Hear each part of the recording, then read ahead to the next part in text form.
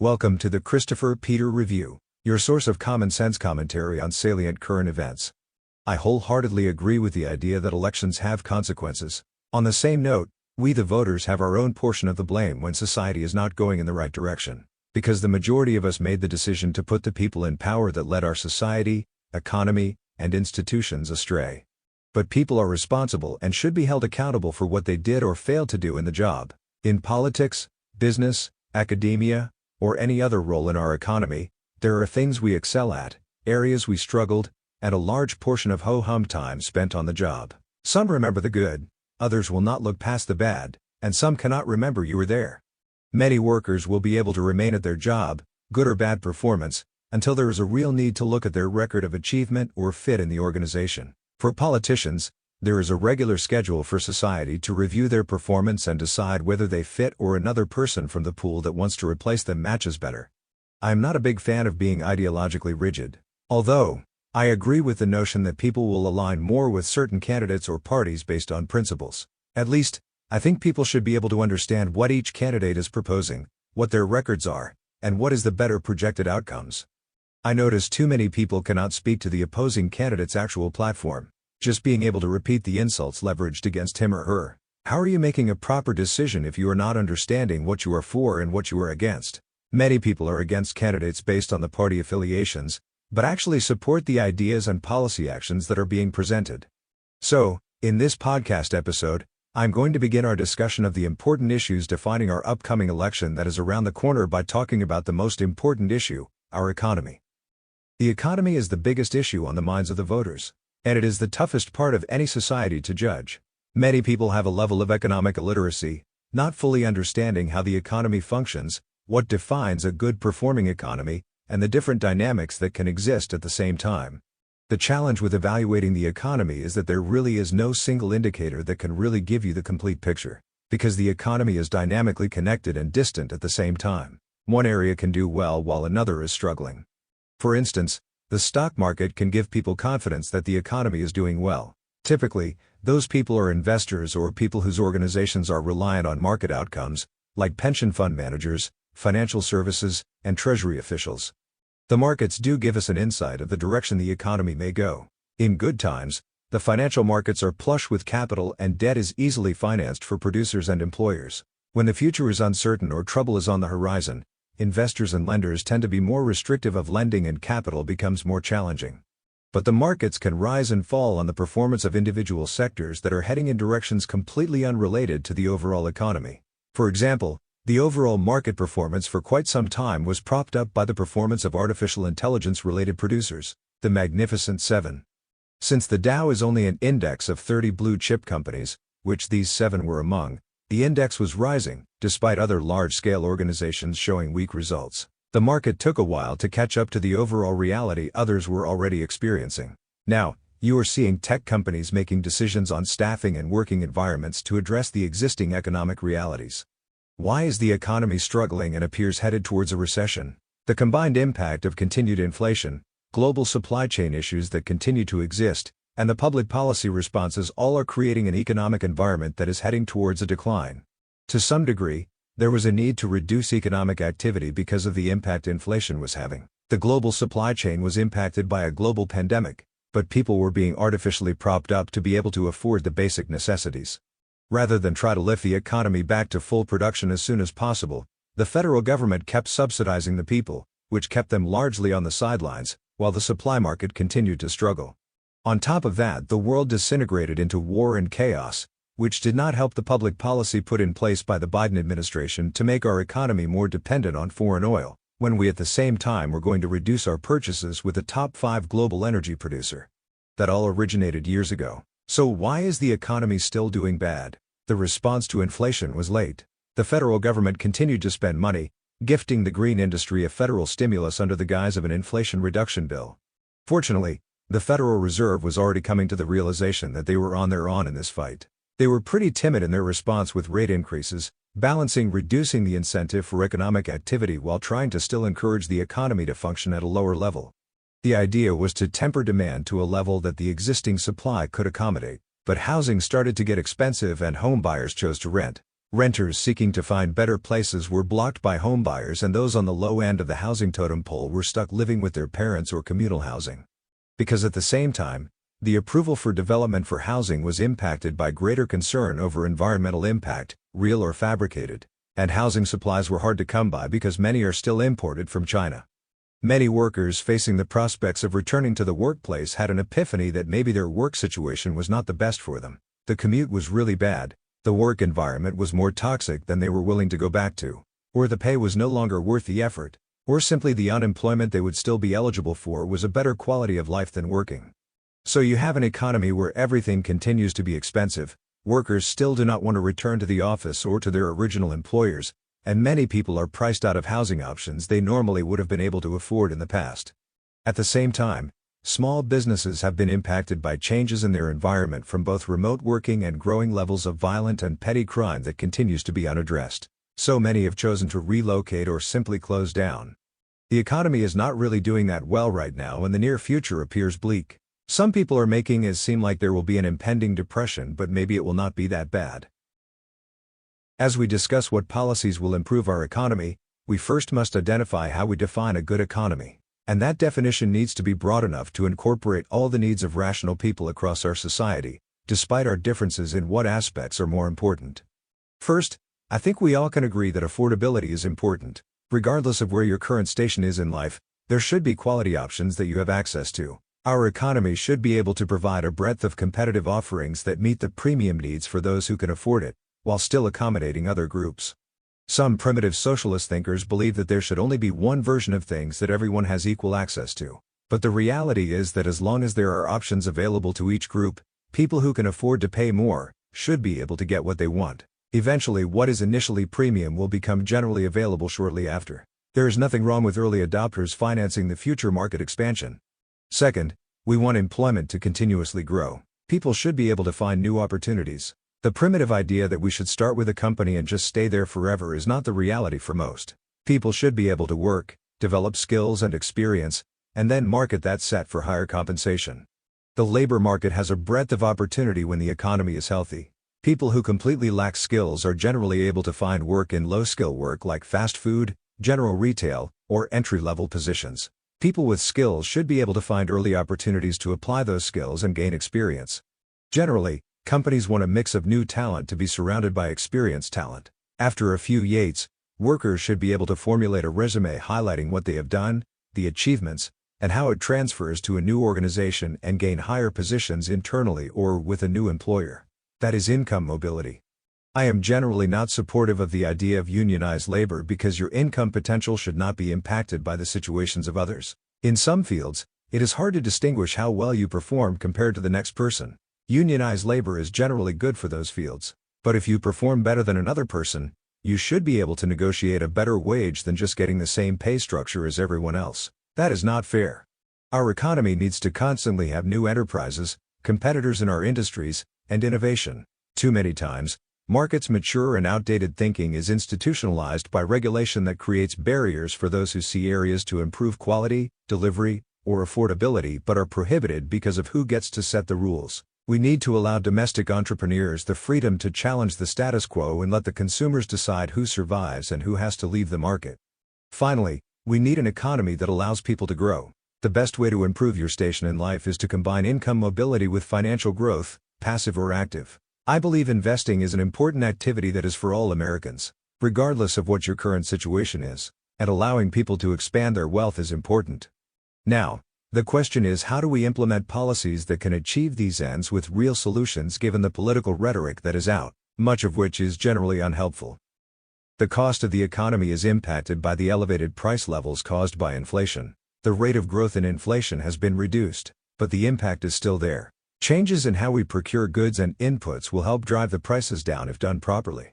The immediate impact on the cost of operating a business or any organization is the tax codes, both at the federal, state, and local levels. That is the cost that is continually and controllable by policymakers.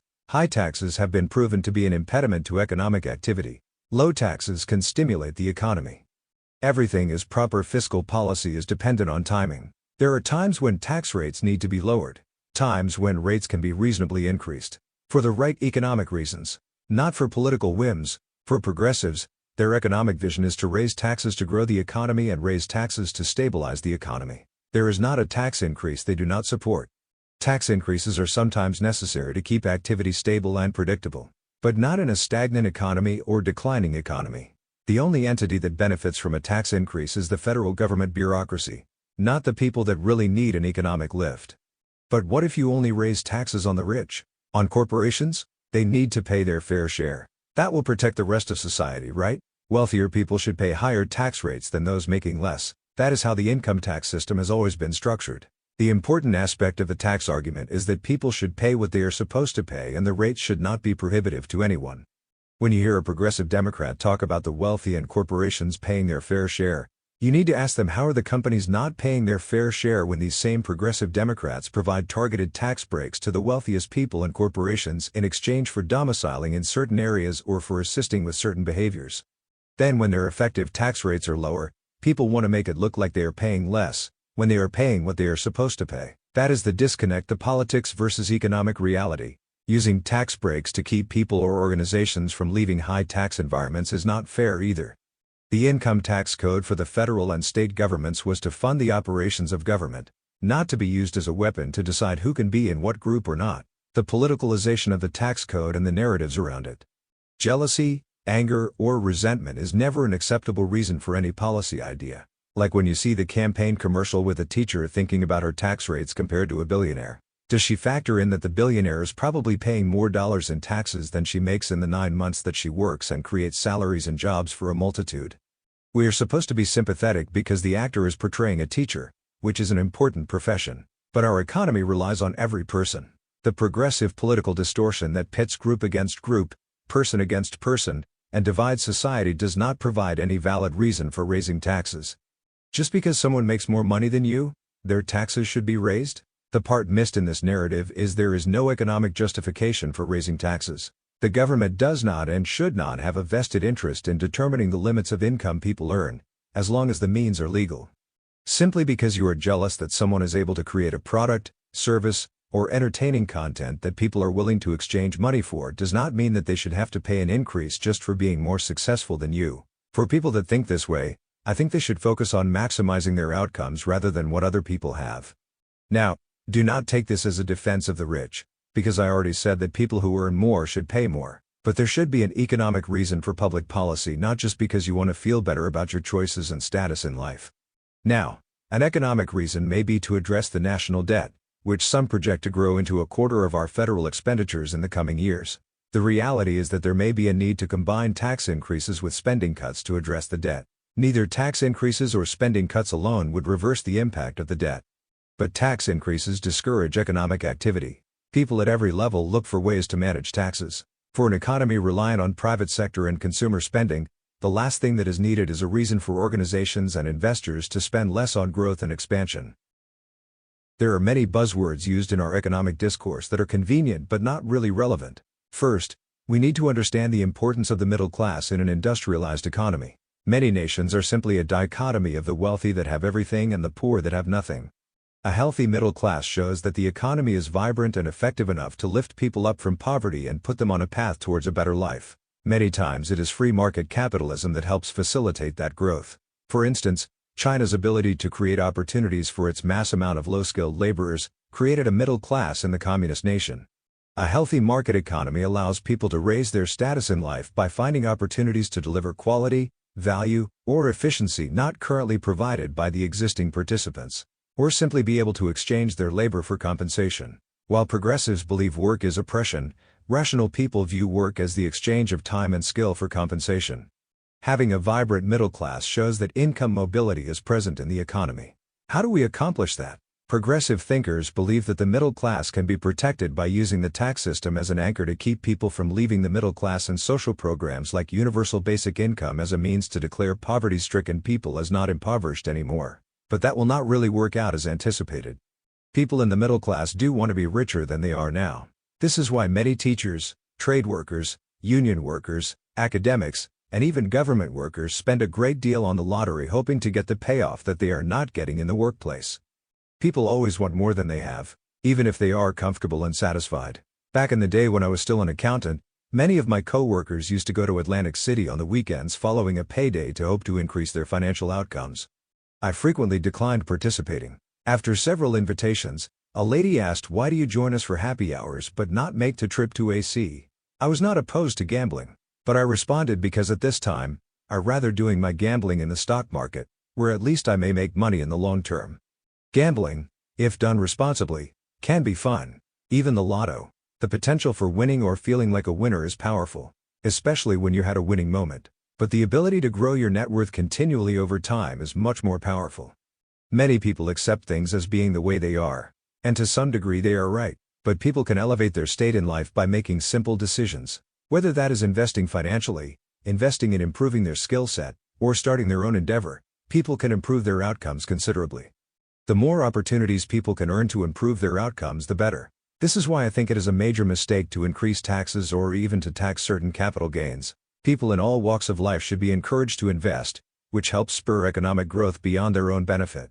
One of the areas that I think people purposefully overlook when talking about the Trump economy is the opportunity zones that help spur economic growth in traditionally disadvantaged areas. I think if we want an expanded middle-class growth, it needs to be done by bringing opportunity to areas that are impoverished, ideally giving a chance to those there to uplift their communities and themselves at the same time.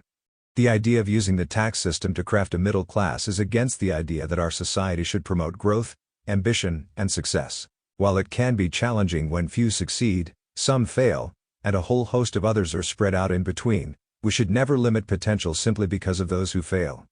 Failure in one area can spark success elsewhere. Help them with finding that other option, but do not prevent people from reaching for their share of the American dream.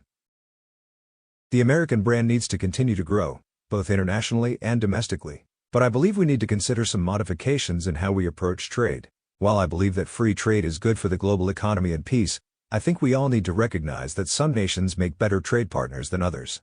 In the midst of two global conflicts and a third or fourth in the near future, we need to rethink who we trade with and prioritize engagements with those who are more aligned with our interests and share similar values. I think we need to ensure that trade partners also honor their commitments and mutual benefits, not seeking ways to engage with a common enemy while we stand firm against those who wish to harm the world. Much is said about our relationship with NATO, but I think this alliance should go well beyond just a military agreement, and we should prioritize trade with these allies over nations with communist ties, radical ideological monarchies, and dictatorships gained with blood on their hands. Cheap labor cannot offset the cost of unforeseen objectionable behaviors by some nations we have bought energy from, released billions to, and propped socialist governments. Maybe some of the NATO issues with commitments can be alleviated when nations commit both militarily and economically. Why should we leave potential economic allies like Mexico on the border of this alliance? Maybe give them a stake in the collective protection of North America as well.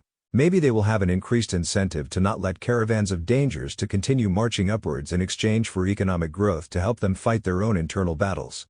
We need better trade partners for better results. The consultant phrase opportunity economy is nice for social media, but it does not really move the needle when the person behind the empty phrase does not really believe in opportunity for Americans, especially when the person does not offer any real new ideas or insight of what that opportunity will be. But it is a cute hashtag. The reality is that there is not much opportunity in an economy based on progressive policy. Not a partisan sentiment, but the reality that we see throughout the nation. Blue state companies, residents, and workers are fleeing to red state environments that they deem as better for their business, their growth, and for living. People seek opportunity, and it is no longer as prevalent in blue states. The reasonable expectation is that a candidate like Harris will aim to nationalize the same ideals that are driving rational people and business out of the Golden State. The same policies that make California too costly to live. So we cannot expect people that only create increases in the cost of living to make it better for you. Biden, who was not a progressive in the beginning, followed lock and step to implement policies that increase the cost of living to all Americans through the United States of America. There is little reason to believe that the person much further to the left, who cast the deciding vote on the massive spending bill that contributed to the inflation issue we know facts, will be much better than her more center-left boss. America needs to address cost.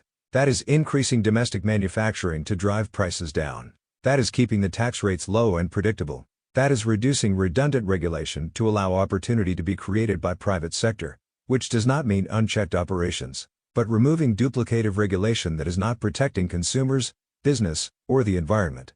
We need competent leadership on the world stage. One that can help our allies know it is in their best interest to trade and grow closer to us, rather than believing the myth that communist and terrorist sympathizers are reformable.